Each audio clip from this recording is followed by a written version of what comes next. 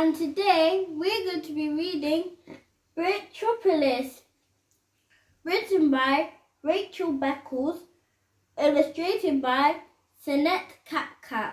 So let's get started. Before we begin, what do you think this book is about? Write down in the comment section below. Brandon adored building with all kinds of bricks and played with them every single day. He named his tiny town Bricktropolis. The more bricks he bought with his pocket money, the more his Bricktropolis grew. Brandon's mum was not happy when she realized that his hobby had taken over his room. She couldn't even get past his doorway. Brandon, please clear up this mess before these brick people take over your room. But Mom, Brandon whined. No buts, said his mom, except yours, putting these bricks away. Now Brandon was mad. He didn't want to put his Bricktropolis away. His models had taken him ages. He kicked down all of the houses and they fell with a smash, bash, crash until there was nothing left but an enormous pile of bricks on the floor.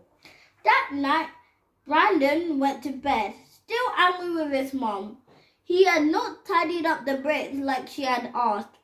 When I wake up, I'm going to build my Bricktropolis all over again, Brandon whispered to himself. I like my Bricktropolis that I built in my room, and I'm going to make it even bigger tomorrow, he said as he drifted off to sleep. Late that night, as Brandon slept, something amazing happened. What do you think the amazing thing could be?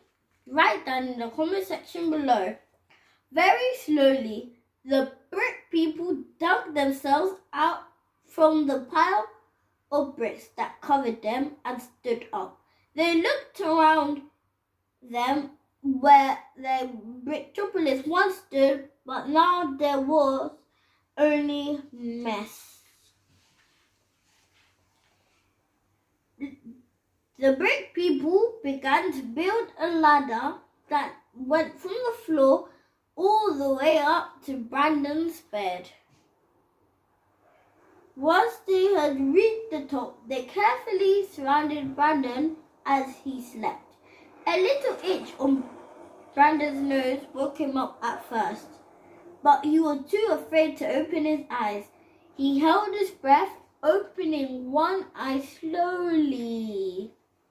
Suddenly, there was a tiny angry face very close to Brandon's face. Excuse me, I am the president of the brick people, and I have come to ask you why you have knocked our Bricktropolis down. Brandon was stunned. He couldn't move or speak. Well, the president demanded, leaning closer to Brandon's face. My mom said I had to put Bricktropolis away, Brandon stammered. But Brandon, I wouldn't call that putting it away, would you? With all that smashing and bashing and crashing, you seem to have made more mess than before. Brandon felt guilty. He realized how much mess he had made earlier when he was angry. Since you could not run Bricktropolis properly, Brandon, we have decided to take over, the president said calmly. What? Brandon shouted. He tried to jump out of his bed, only to realize that he had been tied down with brick tape. The president continued, as I said before, Brandon, we're taking over. That means there isn't any room for you. We're going to put you in the cupboard and turn your bed into a funfair. Bricktropolis needs a funfair. But, stammered Brandon, still trying to get out of bed. No buts, except yours. Going in the cupboard, shouted the angry little president. All of a sudden, Brandon realized that his brick people were surrounding him. Ready? One of them shouted. No! panicked Brandon. 2, please, I'll tidy. 3. Brandon woke up with a jolt. At first, he was frightened to move. Slowly, he checked that he could move his arms and legs. Then, he checked his bed for brick people. There were none. On the floor, the mess that he created earlier was still there. Brandon sighed in relief. Brandon was not going to take any more chances of upsetting the brick people or his mom. He quietly crept to the huge pile of bricks on the floor. Very carefully, Brandon built a small house for the brick people to sleep in. One by one, he gently put the brick people to bed. Brandon felt a lot better. He tidied the mound of bricks that covered his floor. Pleased with himself now that everyone would be happy, Brandon went back to bed. The next morning, when Brandon woke up, he smiled to himself. He rolled out of bed, expecting to see nothing on his floor but the little house he had made the night before. But there was something more. Brandon rubbed his eyes in disbelief.